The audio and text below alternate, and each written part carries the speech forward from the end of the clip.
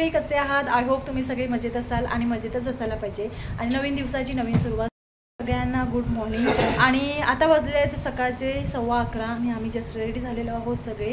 तर आत्ता आमचा सेकंड डे आहे गोव्यामधला. तर आता आम्ही निघालेलो आहोत, थोडासा ब्रेकफास्ट वगैरे करू आणि त्याच्यानंतर मग आम्ही आज कोणते कोणते स्पॉट बघू ते ठरवू, कारण अजून ठरलेलं नाही आहे. पावसावर सगळं डिपेंड करतं की कसं आणि काय काय पुढे प्लॅन करायचं आहे. तर आता सगळे रेडी झालेले आहेत, निघत आहेत. निघाल्याच्या नंतर मी तुम्हाला दाखवेन की सगळे कसे रेडी झालेले आहेत ते. सो चला, तुम्हीसुद्धा आज आमच्यासोबत येत आहे. सो आजचा ब्लॉगसुद्धा इंटरेस्टिंग बनवण्याचा प्रयत्न असेल, पण जर पावसाने साथ दिली तरच होईल, कारण पाऊस असला तर मोबाईल बाहेर काढता येत नाही. सो चला आता निघतो पटापट. सो असा देवांग आणि देवेंद्रचा लुक आहे. हां, से हाय, गुड मॉर्निंग. सो असा आमचा लुक आहे आणि आम्ही ग्रीन केलेला आहे. माझं थोडंसं आहे त्यांना मॅचिंग, पण एवढं चालेल. सो चला आता पटापट चला चला चला. हाय करा सगळ्यांनी. चलो चलो चलो गोवा पब्लिक.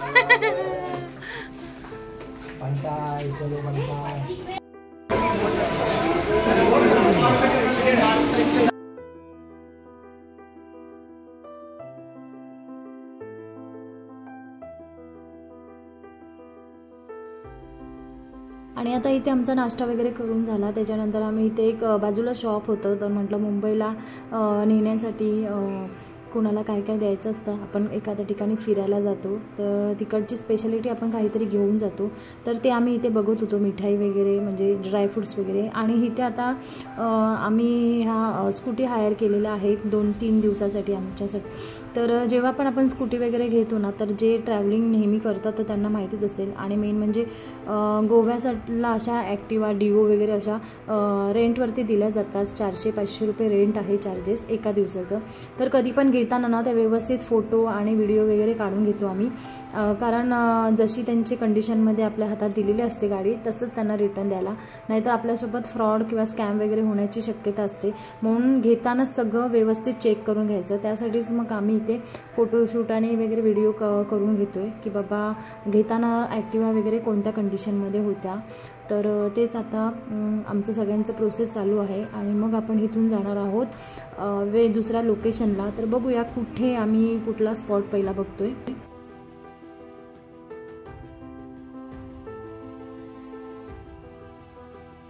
राहिले तिकडून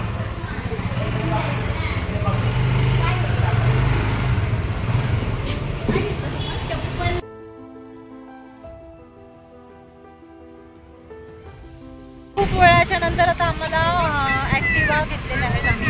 आणि आता आम्ही निघालेलो आहोत. फर्स्ट स्टॉप आमचा असेल पेट्रोल पंप, त्याच्यानंतर लोक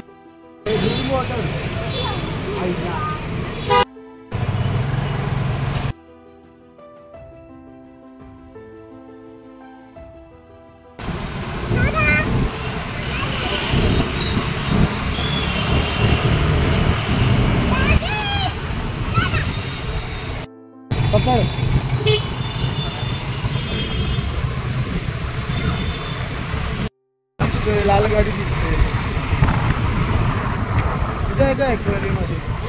2 किलोमीटर आहे, 2-6.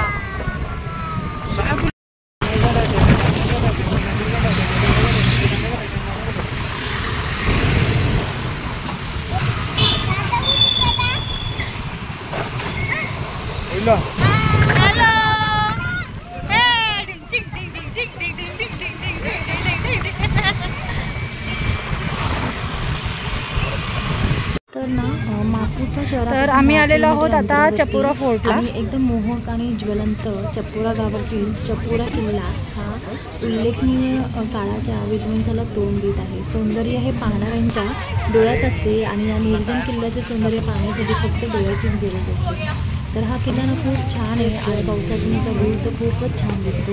हा किल्ला आहे ना बॉलिवूड चित्रपट दिल चाहता है या चित्रीकरणाच्या दाखवण्यात आला होता आणि तेव्हापासून ह्याची खूप ओळख निर्माण झाली आणि खूप फेमस झाला. आणि तरुणांमध्ये ना हा किल्ला खूप लोकप्रिय झाला आहे त्या पिक्चरनंतर.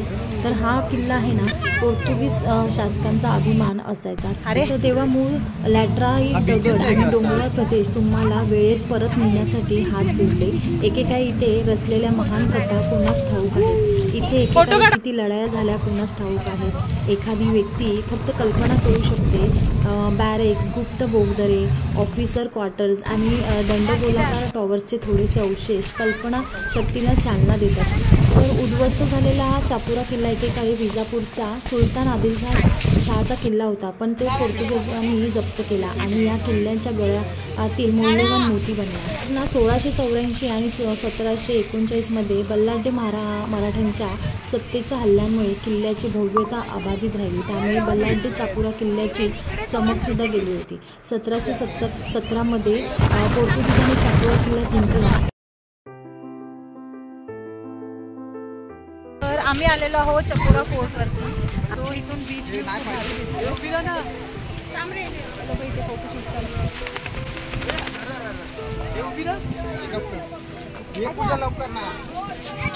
तर ना या किल्ल्याबद्दल काही दंतकथा आहेत ज्याच्यावर विश्वास ठेवतात किंवा ठेवला जात नाही. तर दंतकथेवर विश्वास ठेवायचा असेल ना तर चपोरा किल्ला जिंकण्याची कथा जाणून घेणे खूप मनोरंजक आहे. असे मानले जाते की चापुरा किल्ल्याच्या भिंती मोजणे अशक्य होते, परंतु मराठा नेत्याचे माणसे त्याच्या भिंती मोजण्यासाठी ना 15 मीटर लांब मॉनिटर सरडे चिकटून होते. हे दृश्य पाहून पोर्तुगीज जनरल इतका मंत्रमुग्ध झाला की त्याने एकही गोळीबार न चालवता किल्ला शरणागती पत्करला. आणि चपोरा किल्ला आहे ना हा उत्तर गोव्यातील सर्वात लोकप्रिय पर्यटन स्थळांपैकी एक आहे.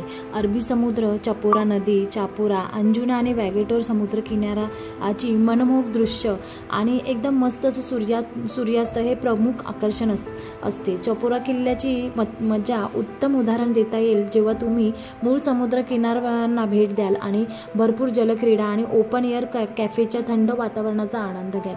त्यामुळे गोव्याचा टूर आनंद लुटताना या अप्रतिम आनंददायी भागाला भेट द्यायला नक्की विसरू नका. आणि पावसामुळे ना जास्त दृश्य टिपता आले नाही, पण खूप छान मस्त जागा आहे. आता आम्ही चाललेलो आहोत जेवायला. फोर्टवरून जस्ट आम्ही खाली उतरलो. विनायक रेस्टॉरंटमध्ये जे फेमस गोष्ट आहे ना ती चौनक मासा आहे. सो तो टेस्ट करायला हे लोक सगळे जाणार. मी तेवढे फिश वगैरे खात नाही, पण ह्या लोकांसाठी आम्ही चाललेलो आहोत. आणि विनायक रेस्टॉरंट गोव्यामधलं म्हणजे नॉर्थ गोव्यामध्ये खूप फेमस रेस्टॉरंट आहे. सो आता आम्ही सगळे तिकडेच चाललेलो आहोत. सोबत आमच्या येत आहे.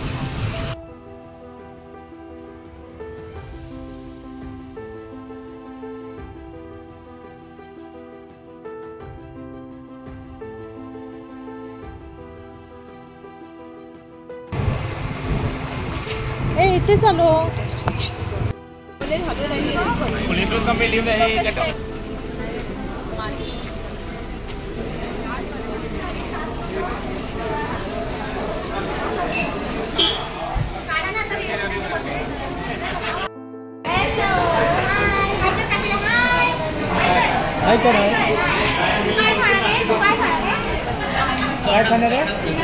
चौनक चौनक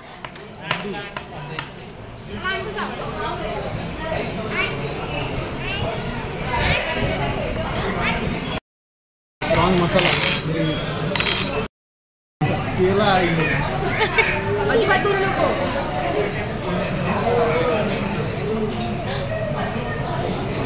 तुमचं एकदा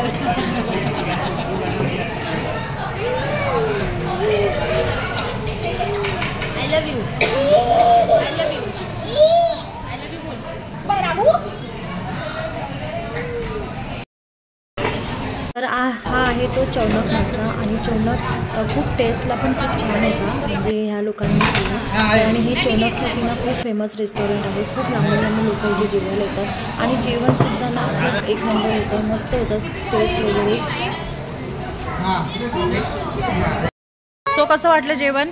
खूप छान जेवण होतं, मस्त सॅटिस्फॅक्शन. गोव्याला आल्याची मजा झालेली आमची. हा जेवण खूप छान होतं, खूप छान म्हणजे एक नंबर. सोनू जेवण कसं होतं? जेवण कसं होतं करून नको तिला. छान. एक मिनिट हा. छान. आहे संध्याकाळचे 6:27 झालेले आहेत आणि जस्ट असं आमचं जेवण वगैरे झालं आणि एक नंबर होतं. खूप मस्त फूड होतं आणि एकदम पैसा वसूल फूड आहे. सो सगळे एकदम तृप्त झाले श्रावण सोडून आणि मनसोक्त जेवलेले आहेत. सो आता आम्ही जाणार आहोत रूमवरती आणि त्याच्यानंतर मग बघू आपला नेक्स्ट पुढचा प्लॅन काय असेल. सो चला.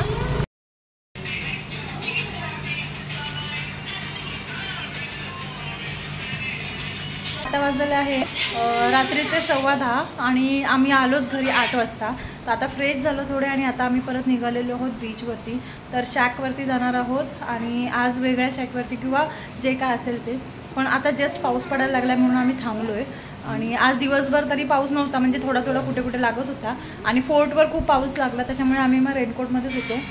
सो आता सगळे रेडी झालेत आणि आता आपण परत जाणार आहोत मजा करायला. सो तुम्ही सुद्धा आमच्यासोबत येता. सो चला आता थोड्याच वेळात आम्ही निघालो की सगळ्यांना मग मी तुम्हाला दाखवते परत की सगळे कसे रेडी झालेले आहेत ते. नंतर इतका पाऊस पडायला लागला ना की आम्ही कुठे गेलोच नाही. तर नेक्स्ट ब्लॉगमध्ये आपण भेटूया.